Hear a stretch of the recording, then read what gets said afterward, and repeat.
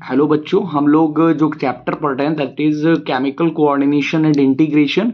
हम लोग यहाँ पे बात करेंगे। यहाँ पे जो हम बात कर रहे हैं, हमने सबसे पहले लेक्चर में देखा कि इंट्रोडक्शन क्या होता है, बेसिक इंट्रोडक्शन हमने देखा। फिर उसके बाद हमने हाइपोथैलेमस ग्लैंड पढ़ी।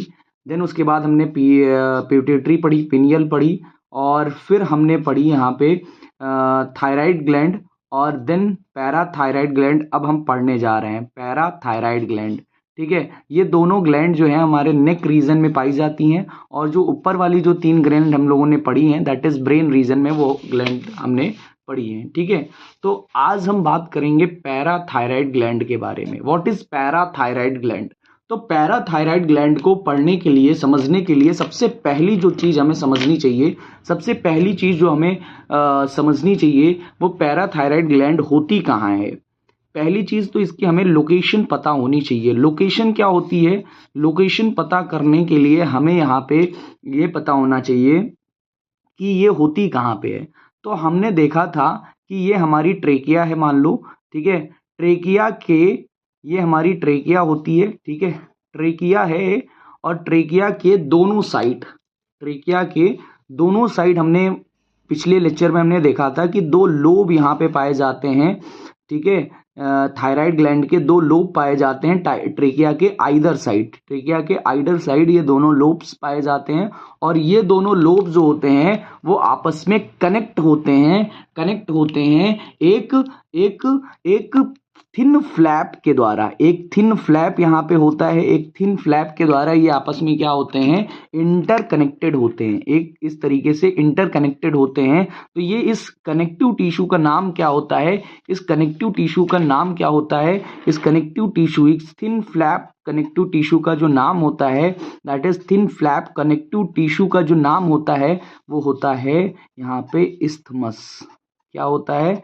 इस्थमस होता है, इस्थमस होता है इसका नाम। ठीक है, तो ये हम लोगों ने देख लिया था थायराइड ग्लैंड में। आज हमें ये नहीं देखना है, आज हमें यहाँ पे देखना है कि जो ये हमारा पैराथायराइड ग्लैंड है वो कहाँ पे है।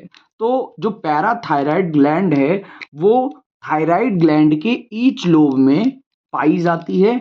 एक लोब में 2 थायराइड ग्लैंड, इस तरीके से 2 थायराइड ग्लैंड जो होती है, सॉरी, एक थायराइड ग्लैंड में, एक थायराइड ग्लैंड में 2 लोब होते हैं। तो एक लोब में, एक थायराइड लोब के एक लोब में 2 पैराथायराइड ग्लैंड इस टाइप से पाई जाती हैं। 2 पैराथायराइड ग्लैंड इधर, 2 पैराथायराइड ग्लैंड इधर, मतलब ये एक लोब में 2 हैं, तो टोटल यहाँ पे 4 पैराथायराइड ग्लैंड होती हैं। मतलब ये दोनों प्रत्येक लोब में, मतलब each lobe of thyroid gland में 2 यहाँ पे पैराथायराइड ग्लैंड पाई जाती हैं। तो ये तो हमने इसकी लोकेशन देख ली। अब हम यहाँ पे बात करेंगे कि इससे कौन सा हार्मोन्स निकलता है। तो हार्मोन्स के लिए आपको कुछ याद ही नहीं करना है, हार्मोन्स के लिए आपको कुछ नहीं याद करना है, क्योंकि इसका नाम है that is parathyroid hormone. Parathyroid hormone, तो पैराथायराइड हार्मोन है। ठीक है, तो यहाँ पे आपको याद ही नहीं करना है, इसके हार्मोन्स को हम पैराथायराइड हार्मोन कहते हैं। मतलब शॉर्ट में देखें तो पीटीएच, पीटीएच। अब इंपॉर्टेंट चीज ये है कि पीटीएच का काम क्या होता है।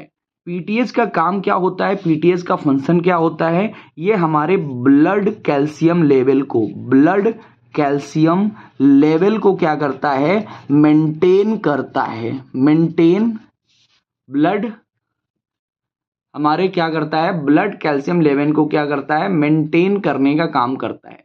ब्लड कैल्शियम लेवल को मेंटेन कैसे करता है? ब्लड कैल्शियम लेवल को मेंटेन करता है कि मान लो यदि हम बात करें यहाँ पे, मान लो यहाँ पे हम बात करें कि ये क्या, कैसे क्या करता है, तो यहाँ पे ये ब्लड कैल्शियम लेवल को मेंटेन करता है। अब ब्लड कैल्शियम लेवल को कैसे मेंटेन करता है?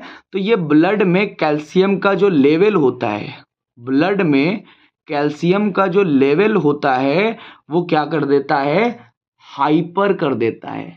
क्या कर देता है? हाइपर कर देता है। मतलब ये ब्लड में कैल्शियम का लेवल क्या कर देता है, हाइपर कर देता है, और इसीलिए इसको कहा जाता है हाइपोकैल्सेमिक हार्मोन। हाइपोकैल्सेमिक हार्मोन्स किससे रिलेटेड है, ब्लड के रिलेशन में बोल रहे हैं, बिकॉज ये ब्लड में कैल्शियम आयन को क्या कर देता है, ज्यादा कर देता है। अब कैसे ज्यादा कर सकता है, जब भी आप खाना खाते हैं आपका जो डाइजेस्टेड फूड मटेरियल है, आपका जो डाइजेस्टेड फूड मटेरियल है, डाइजेस्टेड फूड मटेरियल में क्या है, कैल्शियम है। आपके बोन में क्या है, कैल्शियम है। आपके रीनल, यदि हम जीएफआर की बात करें, जो आपका रीनल किडनी है, उसमें जो यूरिन जब फॉर्मेशन होता है तो उस वाले फ्लूइड में क्या है, कैल्शियम है। तो उन सभी से कैल्शियम को निकालने का काम, निकालने का जो जिम्मा दिया गया है वो हाइपोकैल्सिमिक हार्मोन, मतलब किसको दिया गया है, पैराथायराइड हार्मोन को दिया गया है। ठीक है, तो ये क्या करता है, सभी से कैल्शियम को निकालता है। कहां कहां से, 3 जगह से ये कैल्शियम को निकालने का जिम्मा है इसके पास है, डाइजेस्टिव फूड से, बोन से, दो, और तीसरा है रीनल से। इन तीनों से ये कैल्शियम को निकालता है और कहां पे डाल देता है, ब्लड के अंदर डाल देता है। किसके अंदर डाल देता है, ब्लड के अंदर डाल देता है। तो अब क्या होगा, ब्लड में कैल्शियम की मात्रा ज्यादा हो जाएगी, और जब ज्यादा हो जाएगी तो इसको हम क्या कहेंगे, हाइपर कैल्सिमिक कहेंगे। क्या कहेंगे, हाइपर कैल्सिमिक हार्मोन कहेंगे, मतलब ये हाइपर कैल्सिमिक हार्मोन है। ठीक है, तो ये हाइपर कैल्सिमिक हार्मोन होता है, यहां पे हाइपो लिख गया था, sorry, but hyper calcaemic hormones का मतलब है यहां पे ये कैल्शियम का लेवल क्या कर देता है, इंक्रीज कर देता है। कैसे इंक्रीज कर देता है, कहां पे इंक्रीज कर देता है, ब्लड में इंक्रीज कर देता है, ब्लड में। ये ब्लड में कैल्शियम का लेवल क्या कर देता है, इंक्रीज कर देता है। ठीक है, तो यहां पे 3 चीजें हमारे पास हैं, digestive food, bones and renal. इन तीनों से ये कैल्शियम लेवल को निकालकर कहां पे डाल देता है, ब्लड में डाल देता है। जब ब्लड में डाल देता है तो ब्लड में कैल्शियम का लेवल इंक्रीज हो जाता है, जिसकी वजह से यहां पे क्या होता है, ब्लड में कैल्शियम का लेवल बढ़ जाता है, और इसीलिए इसको हाइपर कैल्सिमिक हार्मोन कहा जाता है।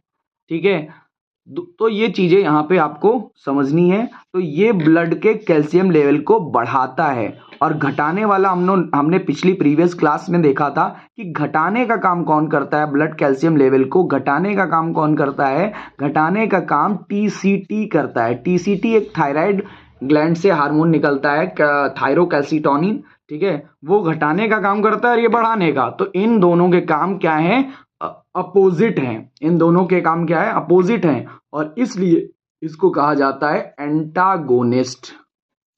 एंटागोनिस्ट काम है इनके, अलग अलग काम है, एंटागोनिस्ट काम है, तो इसको हम क्या कहते हैं, एंटागोनिस्ट कहते हैं। अपोजिट काम है इनके, क्या है, अपोजिट काम है, और इसलिए इन्हें क्या कहा जाता है, ये जो पैराथायराइड हार्मोन है और जो टीसीटी है, ये दोनों एंटागोनिस्ट हैं। यदि हम टीसीटी के नेचर की बात करें तो ये भी पेप्टाइड, एक कॉमन सी बात है, ये भी प्रोटीन हार्मोन है, थायराइड ग्लैंड से भले ही निकलता हो।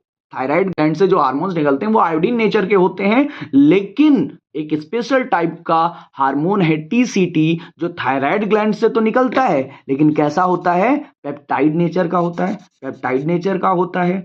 लेकिन पैराथायराइड ग्लैंड की हम बात करें, पैराथायराइड हार्मोन की बात करें, तो ये भी हार्मोन किस नेचर का होता है, पेप्टाइड नेचर का होता है, प्रोटीन नेचर का होता है। इसका मतलब है यहां पे ओवरऑल यदि हम बात करें तो ओवरऑल यहां पे पैराथायराइड की लोकेशन आपसे पूछी जा सकती है कि इसकी लोकेशन क्या होती है, एक लोब में जो 2 थायराइड लोब जो होते हैं उसमें एक लोब में 2 पैराथायराइड ग्लैंड और दूसरे लोब में 2 पैरा, मतलब टोटल 4 होती हैं। ठीक है, और यहाँ पे पैराथायराइड हार्मोन का काम क्या होता है, इसका नेचर होता है पेप्टाइड हार्मोन है ये। और दूसरी बात, यहाँ पे ये ब्लड कैल्शियम लेवल को मेंटेन करने का काम करता है। मतलब कैसे मेंटेन करता है, ये ब्लड में कैल्शियम लेवल को बढ़ा देता है, मतलब हाइपर कैल्सिमिक हार्मोन है ये। और ये कहां कहां से ब्लड को निकालता है, सॉरी कैल्शियम को निकालता है, डाइजेस्टिव फूड से, बोन से और रीनल मतलब किडनी से।